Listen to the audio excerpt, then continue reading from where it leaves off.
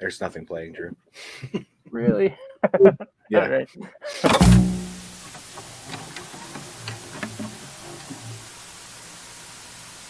The truth is out there. Never stop looking. Never be sheep. Always disrupt.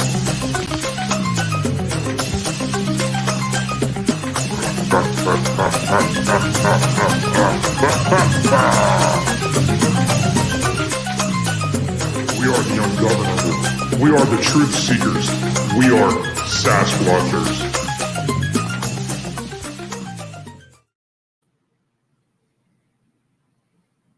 All right, everybody, and we're still working out the kinks of our new introduction there. So We'll get there someday. maybe next week it'll flow a little better. As always, this is Andrew and John. This is Sasquatchers, and this week we have a really cool guest for the 17th episode. You may know him from his YouTube channel that is called Beyond the Path. Some of you might know him as being an admin in our own group on Facebook. And just want to extend a nice Sasquatchers warm welcome to William Hatfield. How are you doing tonight? I'm doing well. Thanks for having me. Yeah, Absolutely. Yeah, we're pretty excited about it. You know, we've been corresponding a lot since you joined the group. And I've always been happy to see your posts, and I watch your videos. So I guess before we get super into anything, Bigfoot or cryptid heavy, I guess maybe just want to ask how it is that you came to take this up as a hobby. Well, I've always been interested in cryptids, monsters, legends, and I'm in my early 50s, so I figured that I don't have too much time left, so I better get on it if I want to be, get into something like this. And I've just always been interested since I was a child. And as far as filming goes, I've always been a movie buff and enjoyed how movies were made. I've always enjoyed watching behind the scenes, just little tricks that people use to make scenes better and more entertaining. And it's just something that I just go after, man. You got to go after what you want, because tomorrow's not guaranteed, Yeah, absolutely. You said you're a movie buff. What are some films that you're into? Oh man, I have so many adventure, horror, classic, science fiction.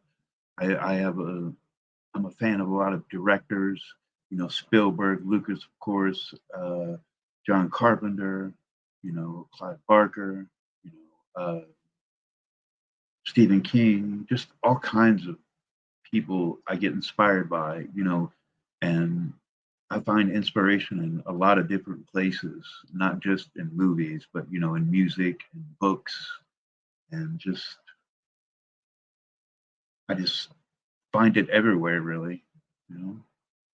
Yeah, when you have a muse, it's nice to seek out what it's telling you, so to speak. Yeah, and I wish more people felt that and had that in their life. Yeah, and I respect what you do a lot. The stage of your life where you decided to do it is meaningless compared to the fact that you're doing it and you're going out and you're doing the work, and the hobby is I guess even more than a hobby really at that point, when you've taken on this job of going out and doing your research. And I agree with you. Yeah, it's not really a hobby. I mean, because anything I put out like this is part of me, because I put a lot of work into it, because it's a lot of research and a lot of time. I'm self-taught in everything I do. I haven't had any training in filming or running cameras or anything like that. I'm just learning as I go, and hopefully I put out things that are entertaining and maybe make people think a little bit. Well, as far as that goes, I think you do a good job. I think you go, I mean, I'll say above and beyond what others might, somebody might throw a GoPro on and just kind of expect that to kind of be their video, but you almost have this like Survivor Man Les Stroud feel to your Yeah, work, which it's I it's funny you mention that because I don't learn and watch from a lot of people, but he's one of them. Les Stroud is one of them that I've watched a lot. Just the way he does his episodes and his films and everything, with his camera work, and because he's the real deal, man. I mean, I don't know if you yeah. ever watched his show, but he's the real deal. I mean, he's a no bullshit kind of guy, and that's the type of people I like to learn from. Yeah, the Survivor Man show I thought was fantastic, and that kind of hit at a time when the Survivor shows were like the you had obviously the what was the I forgot. Well, you have Dual Survival, which was one I was super into, and that was kind of on around the same time. But with all of the survival shows that were out there, like he stood out because he was the only one going out without a crew, and then on top of doing his uh, maybe not research, but he did eventually do that Bigfoot special. But Yeah, on and top I of learned a lot about Bigfoot from that show too. Because he delved in because he kind of broke it down of you know what else could it be? Like tree bends and tree structures. He mentioned that back in the day, settlers would use that to mark their way as they're crossing the land. okay, so if you happen upon something like that now, um, with that information, is that something that you consider when you see it, and then you kind of just maybe assume that that's actually not Sasquatch related, and because you have that information, or do you still Well, kind of have an air of uncertainty about it? I've come across strange tree structures where, like, let's see here, trees like this, and then it falls in the middle, but the bottom of the tree where it would fall would break from the ground. There was no Yeah. root system, and this was deep in the woods. There was no root system at the bottom, because I looked around the area where there might be the root system. You know, I think it's in one of my videos. I can't remember, but I also look around the area and just what it could be. There's a root system, then possibly it could be, rot or weather, or it could be something else. Squatch coming by and pushing it down.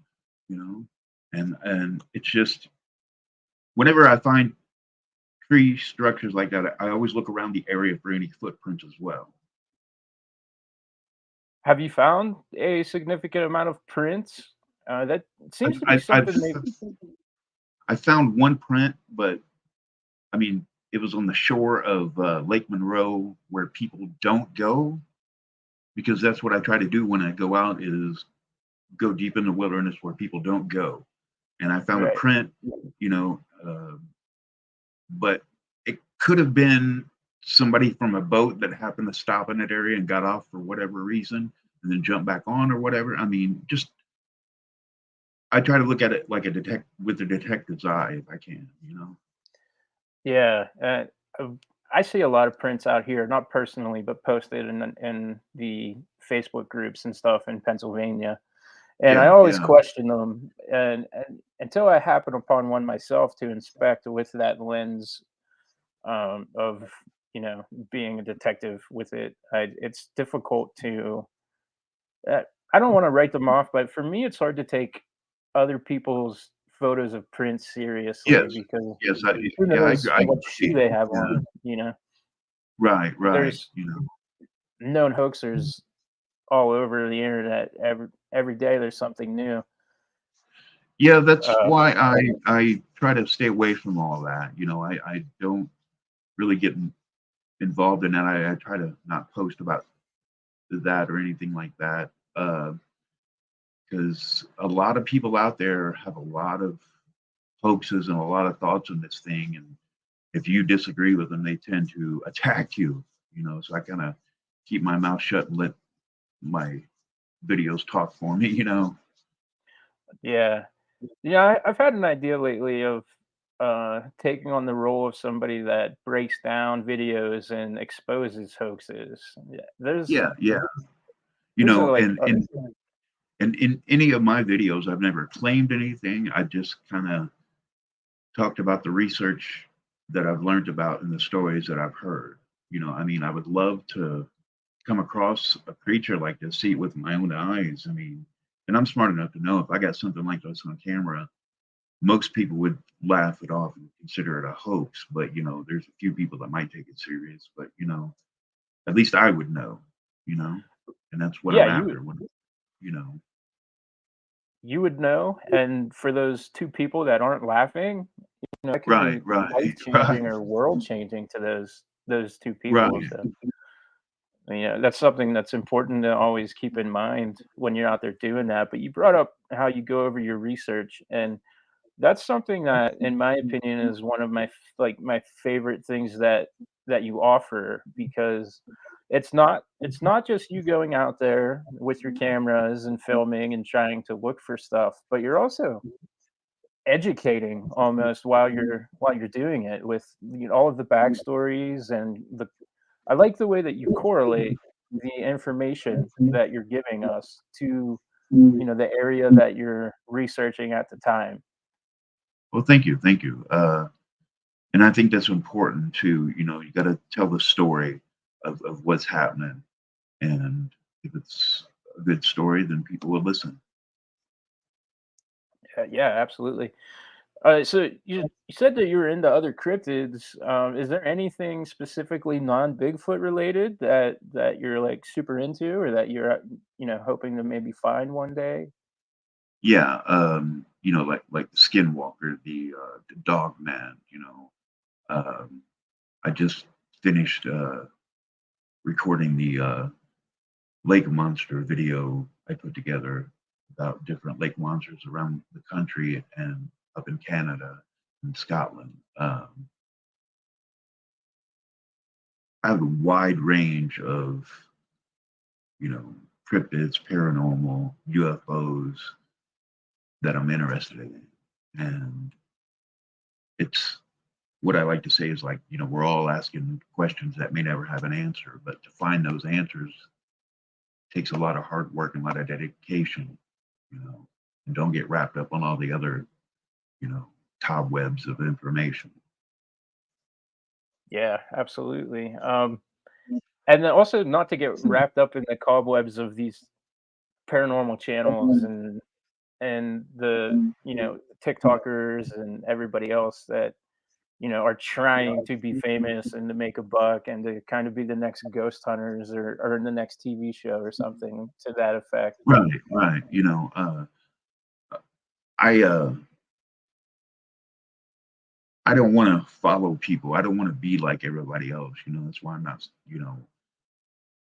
trying to copy everybody else and put out the same type of videos. I want to be different and entertaining, and hopefully I pull that off.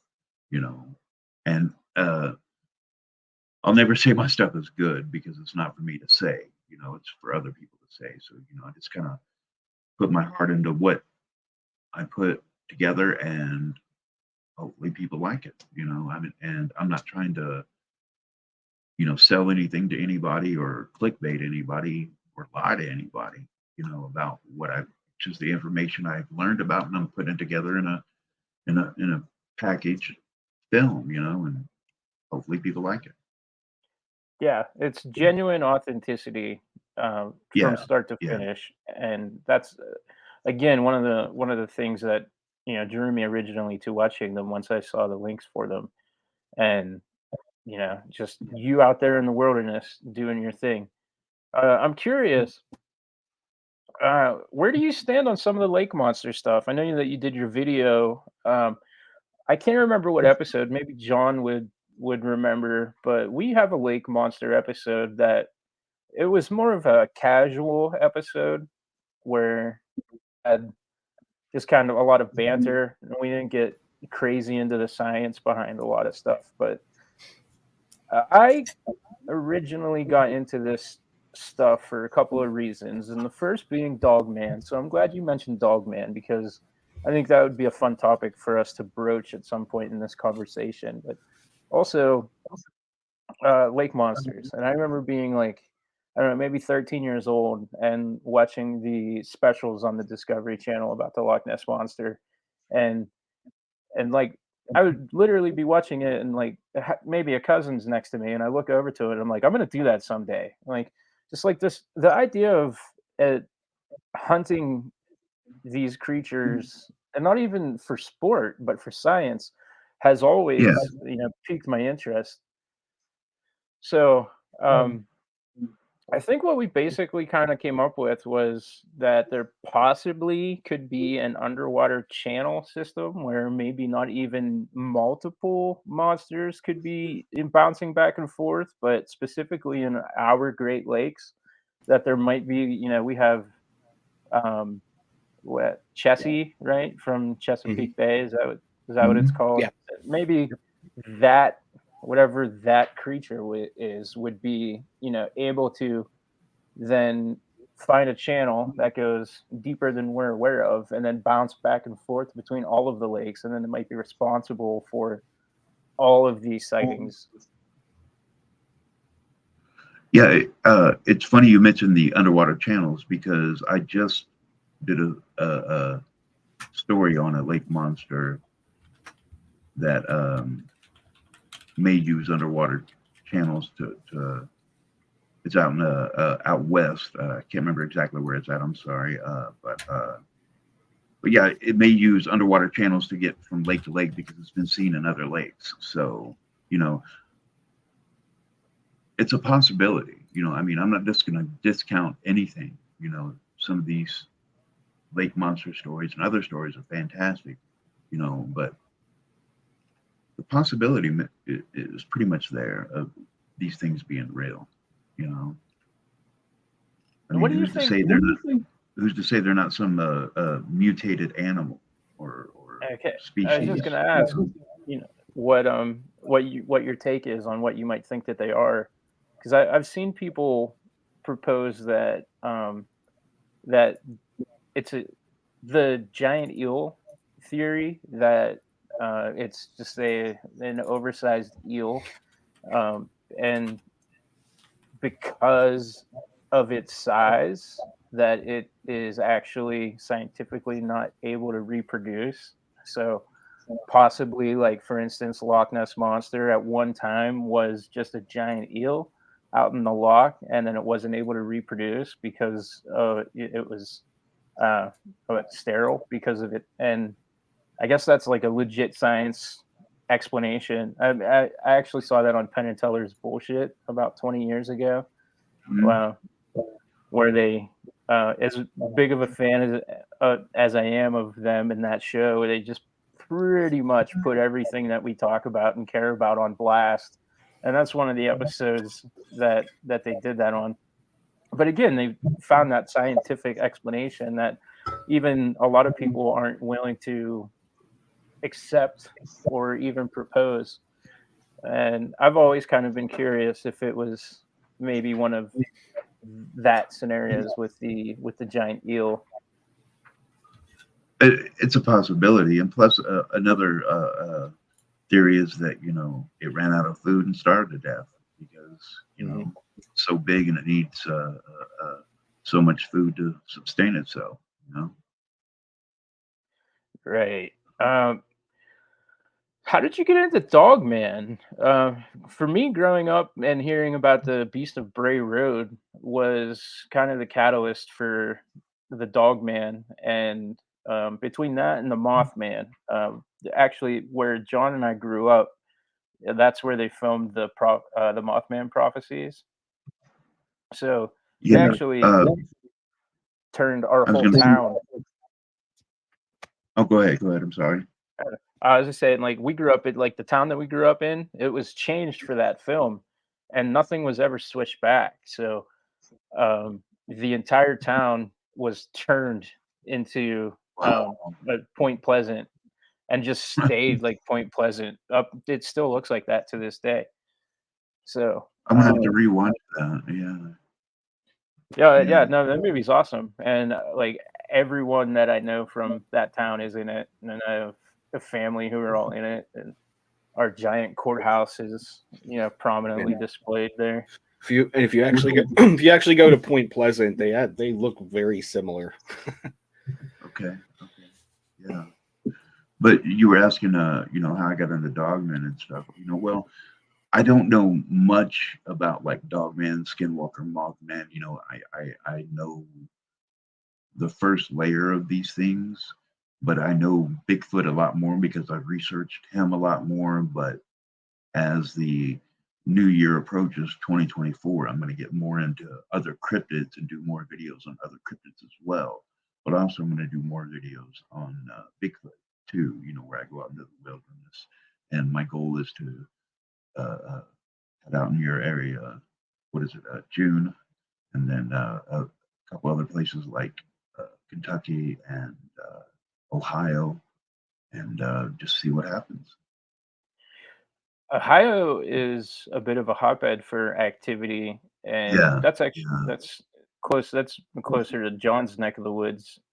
But I they have everything from Bigfoot, Dogman to the Melonheads, which Yeah. are an interesting group I to live look I live into. 5 minutes from the Melonheads, if you're familiar with them.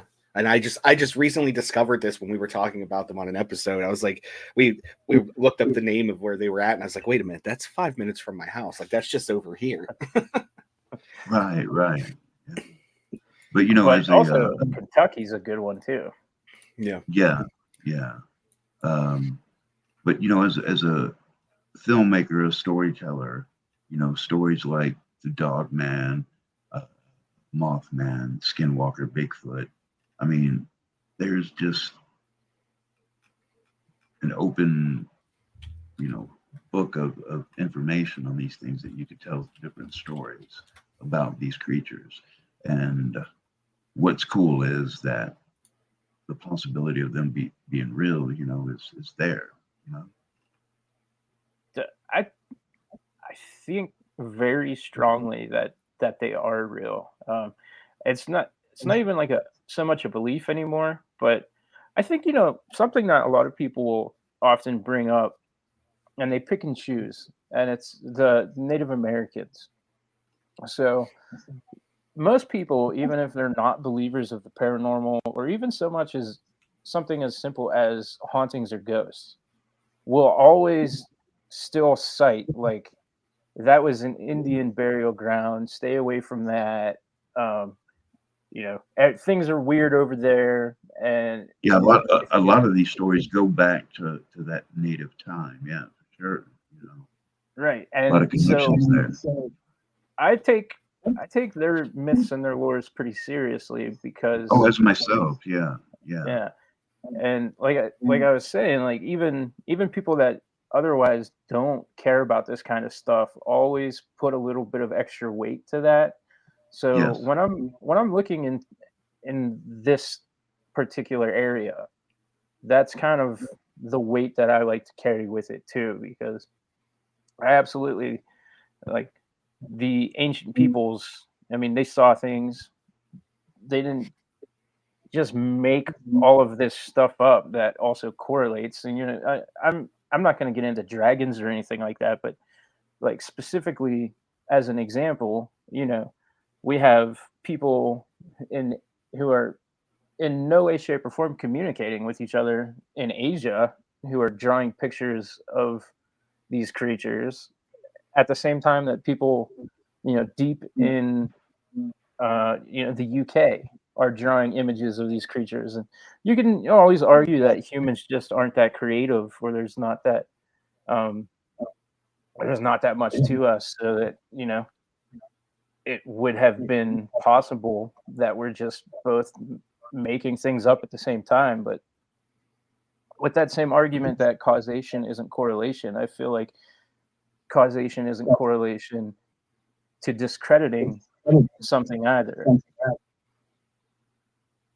Yeah, I So, agree. Yeah. so it's a really long-winded way of saying that I'm pretty certain that these things exist or have existed, and in what way or fashion we don't know yet, and we possibly never will. But a dog man specifically, I think it's wretched. Like, you know, I think that there's something very sinister about dog man versus Bigfoot.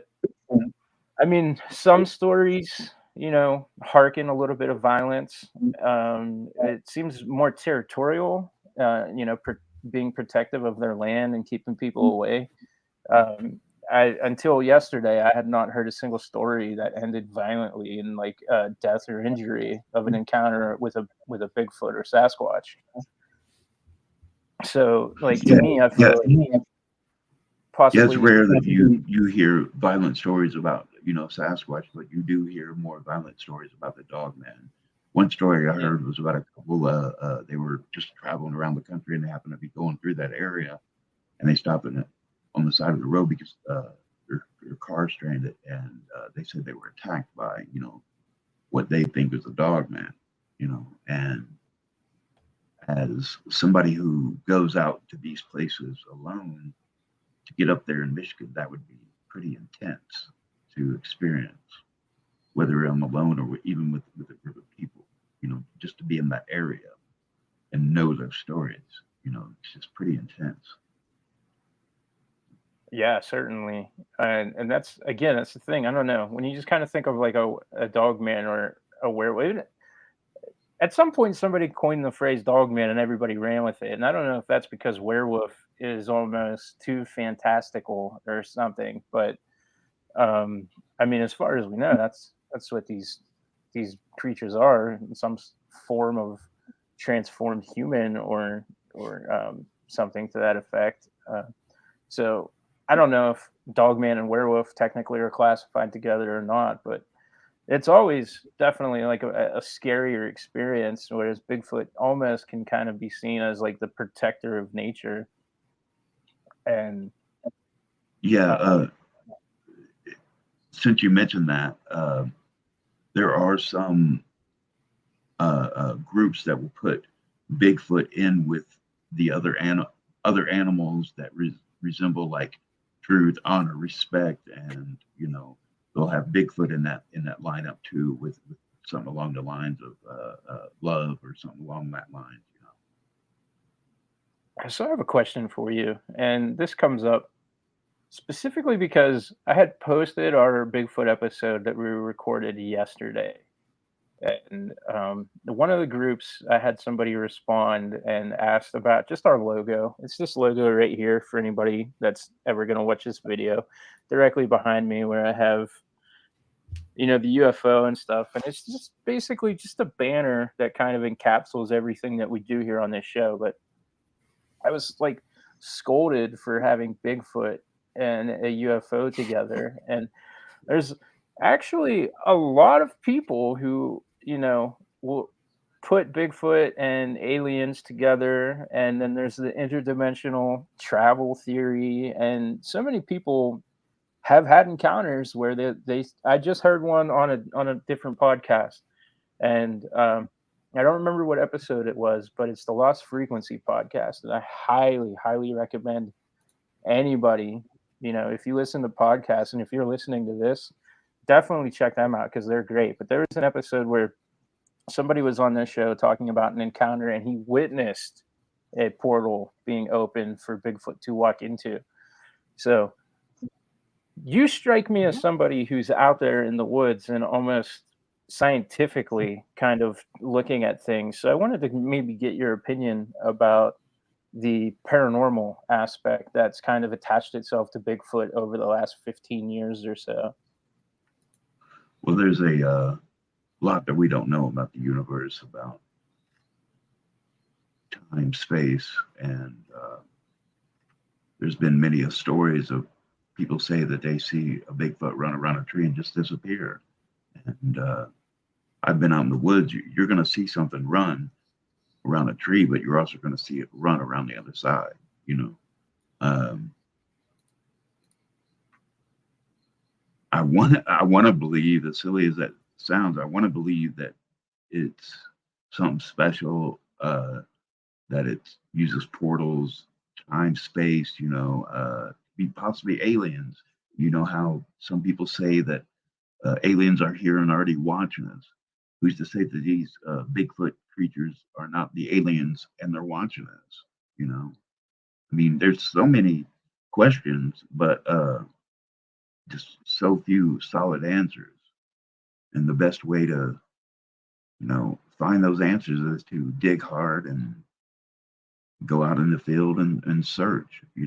Even if not just Sasquatch, but ghosts, go to these places that are haunted, research the area, UFOs, search the skies.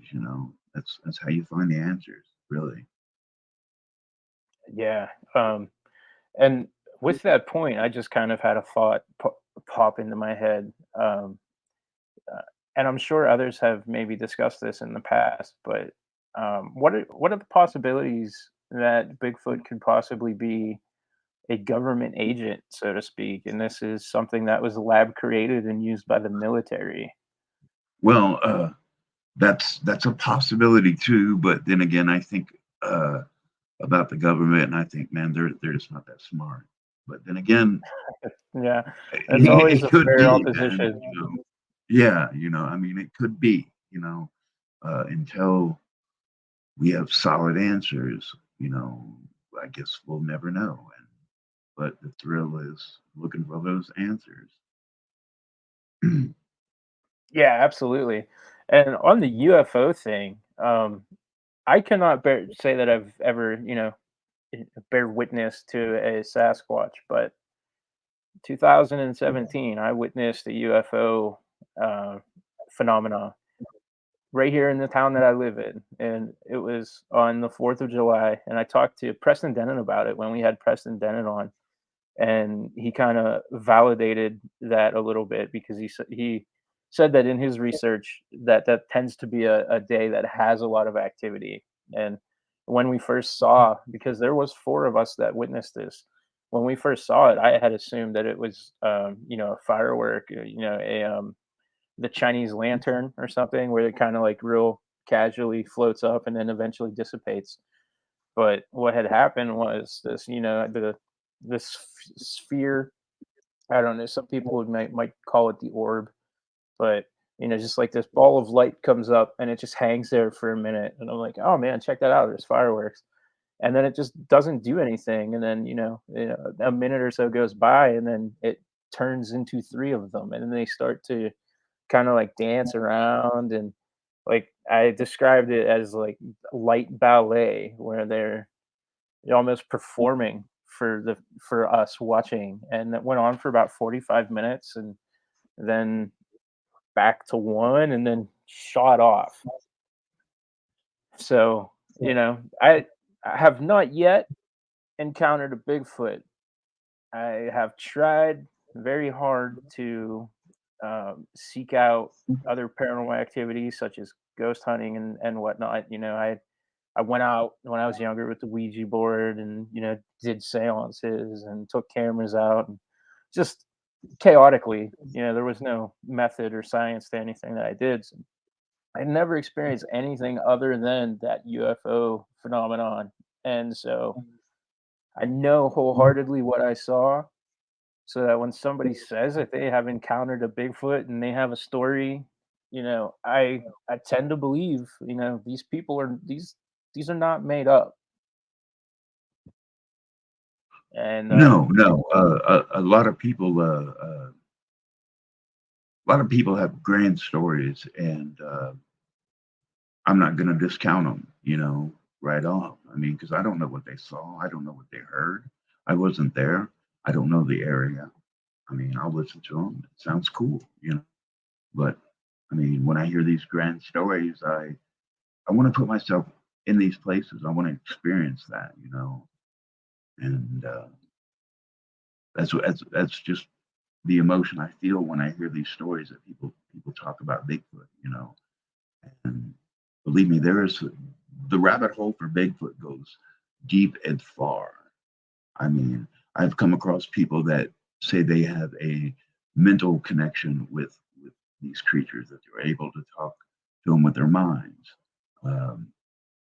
I've come across people who say that they have exchanged gifts with these creatures. I mean, I've heard the story of a woman that had a relationship with a Bigfoot. wow. Wow.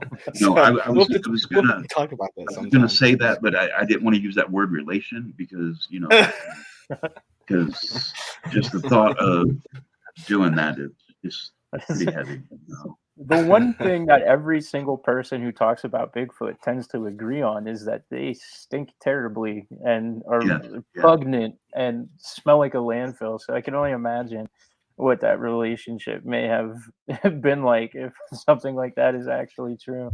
They make Axe body spray. Yeah. Some people are into some odd things.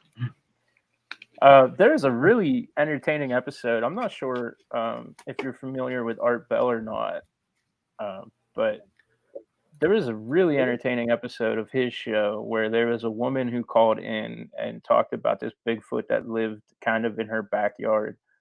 And she did a whole episode with this woman who would talk about her interactions and experiences with Sasquatch. And obviously anybody could be out there making these noises, but while she's talking about these sometimes ludicrous things, you hear the whoops in the background, and I mean it's not, you know, right next to her. I mean, if it was faked, and being that it was on Art Bell, who knows, because the show is about entertainment first more than anything, but it was really well done, and it got to a point where it seemed like everything that she was saying was just like for entertainment value, but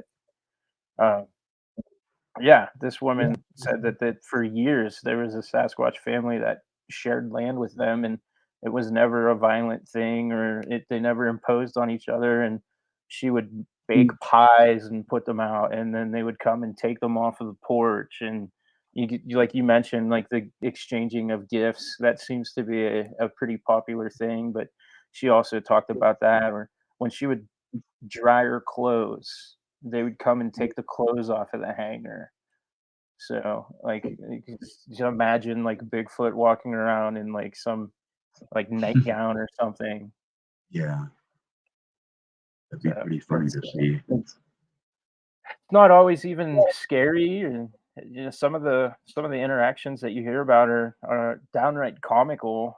So it is such an enigma, and I'm really looking forward to when we go out to do our research as a group.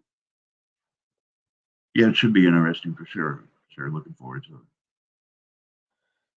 Yeah, and I'm not entirely sure that we'll find anything, but the thrill of the hunt really is part of that. That's part where of, it's at for me. Yeah, yeah. definitely the adventure. You know, I mean, we all want the grand prize, but the journey's where it's at. Okay, so grand prize just kind of opened this question up, and I know where I stand on things, but I think from now on, when we have Bigfoot discussion, I'm going to ask this question. So, you're in the woods, you encounter the Bigfoot, it's in front of you, 10 yards away, dead to rights. Are you the type of person, like, do you think in that situation somebody should fire on it and have that body to prove once and for all that this is a real living creature? Well, yeah. On a serious tip, if I don't think you should try to annihilate this creature, or really any creature, to study it. You know, we have the technology and the ability these days to study these things, that we could use a train dart, knock it out for a few hours, study it, and then let it wake up and send it on its way. You know, it kind of hurts me on the inside when I hear people talk about how they want to go out and hunt it and get the body. But I mean, that's okay. But there's ways to do it without killing it. You know, you don't have to kill it. You know. Yeah, that's my take as well, especially with technology now. But yeah, you do have those people, for sport, and unfortunately, in science, a lot of times you still see that with certain creatures, to be studied. And I guess when you're a biological anomaly, people, for some reason, want to see you opened up on a table. That's why they're after me. Now, what if I'm hunting the Bigfoot for food? Let's say I use all of its parts. Is that acceptable? Well, I mean, if you're into cannibalism, I guess, you know.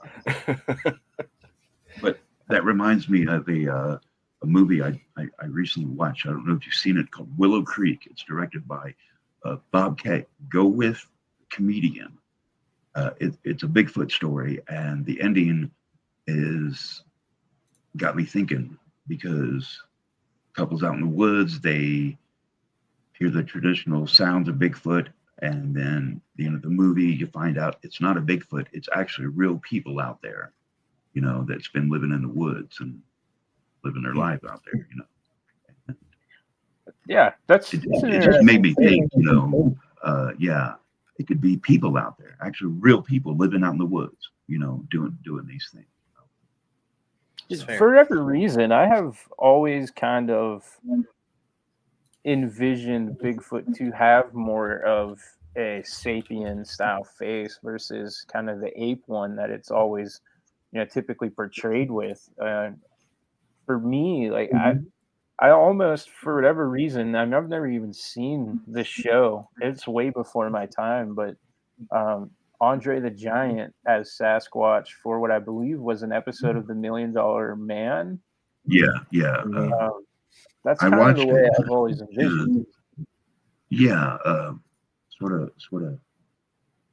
man-like face, you know, but big and hairy and stealthy.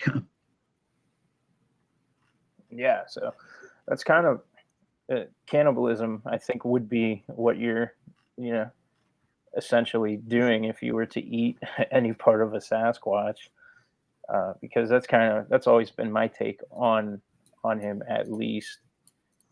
As far as the other cryptids that Bigfoot's out there with, like, I just, again, it's just such a drastic change in interaction. It just seems like it once left alone, and they're just out there doing their thing. But I have not seen that movie. I've been aware of it forever, and something that I've been thinking about doing just for fun, for Sasquatchers, is to do like a top 10 Bigfoot movies, or something to that effect, and just kind of go live and have a live discussion about Bigfoot on film and cinema.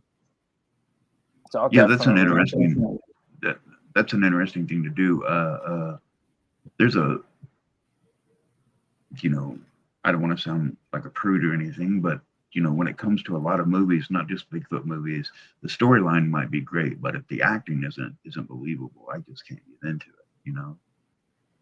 Yeah, well, I grew up mainly on trash cinema, so usually that is something I'm able to get by, because I watch a lot of like low budget B. Grew up on Troma. Troma is one of my favorite movie studios. Oh yeah, as myself, I might watch something just because of the storyline. I mean, the storyline is what it's about for me. There is a pretty, I don't know, it's a pretty rad Bigfoot horror film called Night of the Demon that came out in the 70s, and there's a Severin Blu-ray of it that came out a couple of years ago, and that's one if you've never seen, if you're just kind of in for the monster movie take. And unfortunately with Bigfoot, that's something that you see in cinema a lot, it's the sensationalized violence and horror. I can only think of Harry and the Hendersons off the top of my head as what's kind of a wholesome story about Sasquatch, actually, at least in my lifetime. All of the films other than that seem to really paint it as a monster and use it as a monster for, blood and gore. Yeah, they got to dramatize it, I guess, and make it, I guess, exciting. And I wish that somebody would come along and make a movie about Bigfoot that's more real, if that makes sense. Yeah, and that's something. Now, I'm not going to sit here and be like, "Oh, well, that's what you're going to do," But when we go out and we do our investigation, we are going to take cameras, and obviously, when you go out, you're doing that same thing. And you take your cameras, and that's kind of what you're doing, is just looking for the real earthly aspect of what's going on. So I'm hoping that we can provide something of value, and it is just one night. And as far as I know, there could be 100 of us out there, making too much noise and chasing them all away. But that's really what my goal is for this excursion that we're doing. And, I am thrilled and honored that I'm not even going to call it, maybe I will, like almost a half-wit idea that I had of, we should have a Sasquatchers excursion where we go, investigate. Well, that's where it starts. Is with the idea, and you got to run with it. You got to stick with it and just follow through with it. And once you get through it, it's the sense of achievement. That's priceless. When you do things like this. Because I go out alone and I do all the work, and I'm not bragging by any means. It's just like when I'm done and I'm sitting here thinking about it, that sense of achievement, because I set a goal and I followed through and I made it happen. And that shows me that I can do that in other aspects of my life as well. Yeah, well, yeah, that's perfect example of how Sasquatch is, can literally help you in your day-to-day life. Yeah. Somebody once said that once you dive into the rabbit hole of Bigfoot, your life will never be the same. And they weren't lying. They weren't lying at all. It's definitely a road that I recommend more people go down, but don't believe everything you see and everything you hear. Study everything you see and hear. Yeah, we talked about it real briefly in the group today. That kind of Bigfoot's everywhere now. It seems like more and more people are kind of embracing it almost as that bumper sticker that everybody wants to have, and it's on cars. Yeah, it's everywhere, dude. Cars, soap, shampoo labels. I mean, T-shirts, movies, just everywhere, man. And it's just crazy how I'll say that I'm doing videos on Bigfoot, and I'll get either two reactions, like, "Oh, that's cool," or they'll laugh at me. So, and I'm sure a lot of other people get that same thing, but you can't let that stop you on anything. Yeah, and I feel like we're at a point in time now where you're gonna get less laughs and more people are gonna give you that, like, "Oh man, that's cool" reaction. And I think that's a really good progress that's been made. More people are now coming out with sightings, and a couple of years ago, I've lived in this area for about 10 years now, and I'd never heard anything about this, interaction. And then just all of a sudden, now Bigfoot's everywhere, and now people are talking about it. And here I find somewhere that's 45 minutes from my house, people have been going out on excursions for years and yielding results. So I think whatever has created the situation where Bigfoot's now kind of a totem it's a positive thing, because people who otherwise wouldn't interact with people like us are not even thinking twice about it any longer. Yeah, that's true. because I come from a time when you talked about Bigfoot, ghosts, UFOs, people would look at you like you're crazy. And they would always keep it behind closed doors. But now, there are a lot of people that's come out and more accepting. I mean, you still get the people that laugh at you, but that's on them. It's just you got to accept it as it comes. Yeah, and actually, I have another question. Where do you stand on the Patterson Gimlin film? I think most people within the community that we're a part of tends to all agree that it's a legit film, but obviously there's plenty of people who have been crying that it's fake, and you even had the gentleman, I can't remember his name. I want to say it was, the last name started with an H, who even had a recreated suit and claimed that he was the one doing it. That's good. That's making rounds on the internet, is people reposting that, what I feel is false information. But what's your take on that 8mm film from the 60s? Well, that film there is one of the things that I have done a lot of research on my own.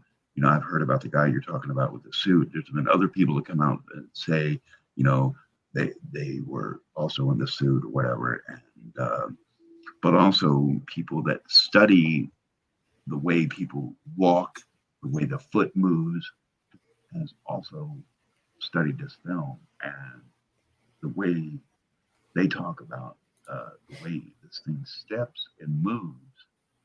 Humans don't do that. And plus, you could see the muscle movement in the body. And at the time, they didn't have the technology to make suits that advanced, where the muscles would move as you walk. So if there's anything out there that I would believe when it comes to the Bigfoot world, it would be that film. Because I have seen countless videos, I've read countless reports on this thing, and there's some that are very interesting and leave me scratching my head. But that film is just one of the best films out there of this creature because of the way science has studied it. Yeah, and it still holds up to this day. And the fact that with the technology that we have, where you should be able to take a video from the 60s and say without a doubt 100% this was a hoax. Here's the seams on the suit. Here's the evidence that we can pinpoint with all of technology that we have in 2023. It still doesn't exist. It doesn't happen. That film to me is concrete. There has been nothing that could interfere with my opinion about that. And what drives me crazy, and I got into this on the last episode, so I don't want to get into a super crazy rant about it, but the idea that a person can stake a claim in something and people will take a person's word as fact versus the evidence that has been presented and call that a hoax because somebody said he wore a suit.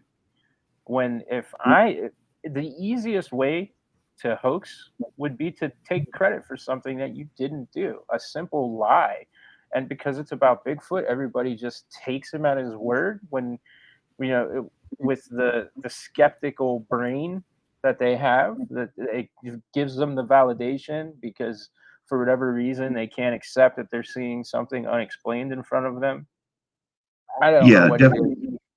Well, for me, with my science eye, you're gonna have to come along with more than just saying you've got a suit, and I was the man in the suit out there. You're gonna have to come to me with more than that, for me to get to believe that, and for people to believe this guy just because he has a suit. Well, I think that's pretty close-minded of them. They should open their minds a little bit and maybe look at it a little deeper. Yeah, it's not hard to sit there and watch a 2-minute clip and,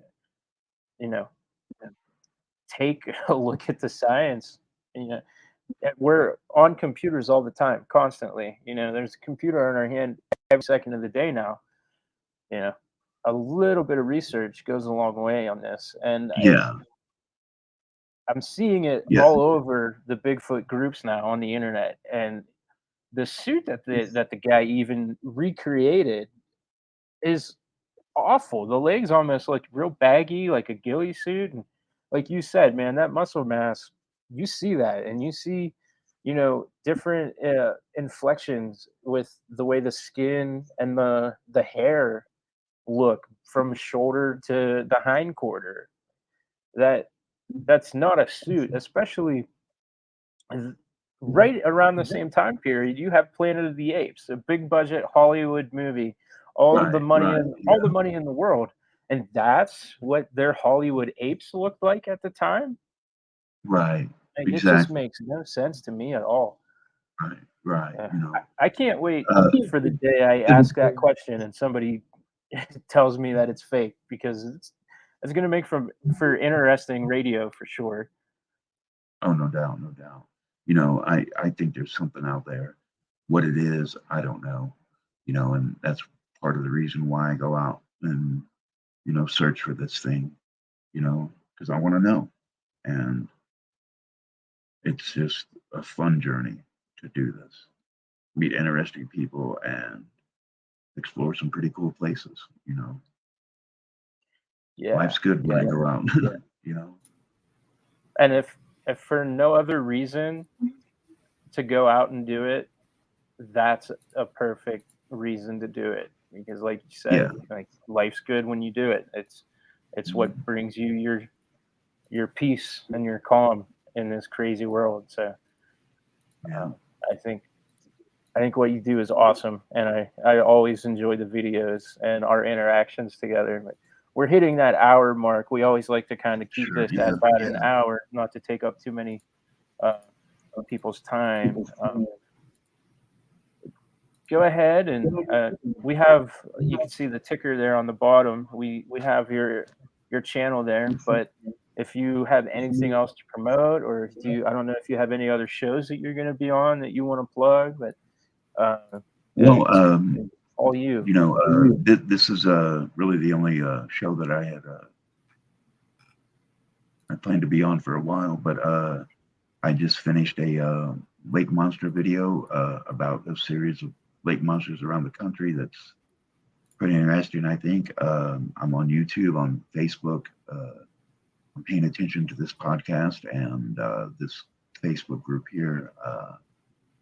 You'll see me around the internet, and I'll be releasing more videos next year for sure. Be going to some different places. Awesome. I'm looking forward to that for sure. So when I hit the end record button, I like to always have you guests stay on just for a minute or two to make sure that we have all of the audio, so that we didn't just waste 58 minutes of your time. But I want to just thank you here on the air for coming on and talking about what you do and indulging me in this podcast.